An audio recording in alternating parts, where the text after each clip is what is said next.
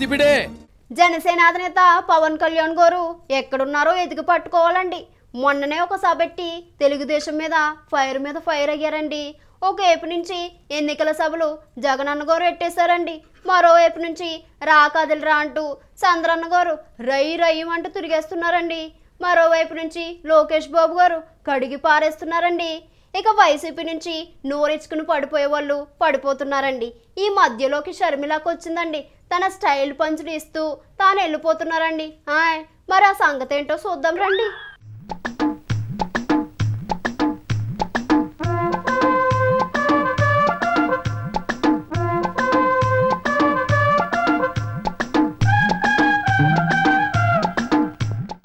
పవన్ కళ్యాణ్ గారు ఎప్పట్లాగే నెలకొక సభెట్టి తనని ఆ 4 రోజులు ఎవరేమన్నారు ఒక రికార్డు రోజుకొని వారందరికీ పేరున కౌంటర్లు ఇచ్చే 10 ఏళ్ల కాన్సెప్ట్ ని అలా ఫాలో అయిపోతున్నారండి. నా దగ్గరకు వస్తే కాళ్ళకి జోళ్ళు ఉండవు, కంటికి అద్దాలు ఉండవు లాంటి ఆ డైరెక్టర్ గారి మార్కు డైలాగులు కొట్టి వెళ్ళిపోతున్నారండి. ఎక్కడుంటారో కూడా తెలియదండి. మళ్ళీ హైదరాబాద్ ఫామ్ హౌస్ కో లేకపోతే అమరావతి గెస్ట్ హౌస్ కో ఇంకా కావాలంటే విజయవాడ రెస్ట్ హౌస్ లేదంటే ఏ షూటింగ్ స్పాట్ కో వెళ్ళిపోతారండి. ఇలా అన్ని చోట్ల ఉంటారు కానండి జనంలో మాత్రం కనిపించడం లేదండి. ఈ మధ్యలో చంద్రబాబుతో దోస్తి అనుకున్నంత ఈజీ కాదనే తత్వం మరొక్కసారి బోధపడినట్టే ఉందండి. చివరి వరకు ఇలాగే నాంచి టైం లేకుండా చేసి జనానికి సీట్లు ఇవ్వకుండా సుక్కలు చూపించేయడం ఖాయమనే కొందరు అంటున్నారండి. అందుకే ఎవరి దుమ్ము వాళ్ళే దులుపుకోవాలండి. వారాహిని తీసి తను తిరిగేవి తిరగాల్సిందేనని అంటున్నారండి.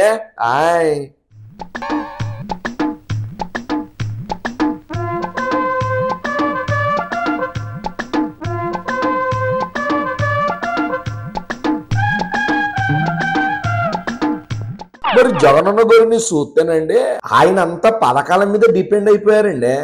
ఎవరిన్ని వైపుల నుంచి వచ్చినా తాను కాసుకుంటానని చెప్పి చెబుతున్నారండి. ఇది సంక్షేమానికి కుట్రదారులకి మధ్య పోరాటం అని పబ్లిక్ గానే చెప్తున్నారండి. తన వెనుక జనం ఉన్నారని చెబుతున్నారండి. ఎవరి లెక్కలు ఎలా ఉన్నా తన ఓటు లెక్కలు తనకి ఉన్నాయండి. అందుకే ఎవరిని అనుకున్నా తను డైరెక్ట్ గా జనంతోనే ఎట్టుకున్నారండి. జగనన్నకి పబ్లిక్ కి మధ్య 3 మడిసి లేడండి. ఇప్పుడు ఈ ప్రయోగం ఎలా ఉంటుందోనని దేశం మొత్తం ఏపీ ఎన్నికల మీదే ఫోకస్ పెట్టారండి.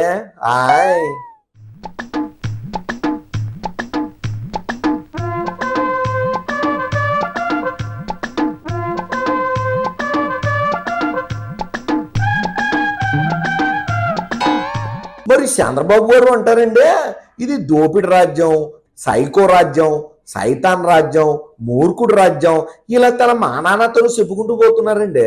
ఎంతసేపు వైసీపీ మీద బురద జల్లే కార్యక్రమమే తప్ప తాను ఏం చేస్తారో జనానికి ఏం చెయ్యాలనుకుంటున్నారో అది మాత్రం చెప్పడం లేదండి. ఎవరైనా ప్రశ్నిస్తే నువ్వు వైసీపీ పార్టీయా అని ఎదురుదాడి ఒకటండి.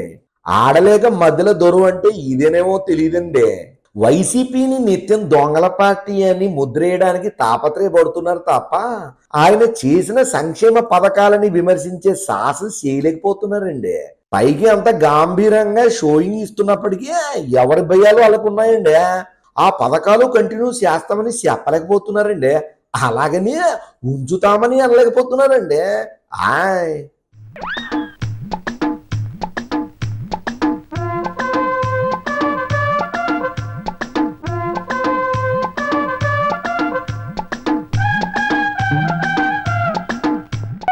నిన్న మొన్నటి వరకు ఏపీలో అటు వైసీపీ ఇటు జనసేన తెలుగుదేశం అని అనుకున్నారండి.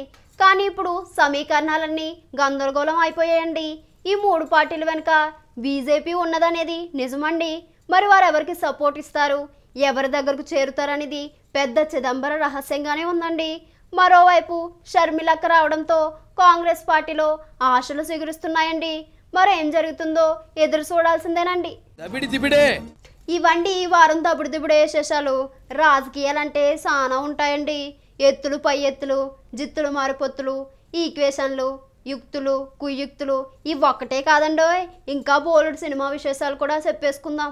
ఇంకా తెర వెనుక ముచ్చట్లు, మాటలు, ఆటలు, పాటలు, ఆఫ్ బిట్ వార్తలు, క్రికెట్ కబుర్లు అన్నీ కలిసి ఒకే వేదికపై కనిపించే దబుడిదిబుడేని ఒకసారి చూసేయండి మరి. మరిన్ని విశేషాలతో మళ్ళీ వచ్చే ఎపిసోడ్లో కలుసుకుందామండి. అంతవరకు వాచ్ ఆన్ స్వతంత్ర టీవీ అండి.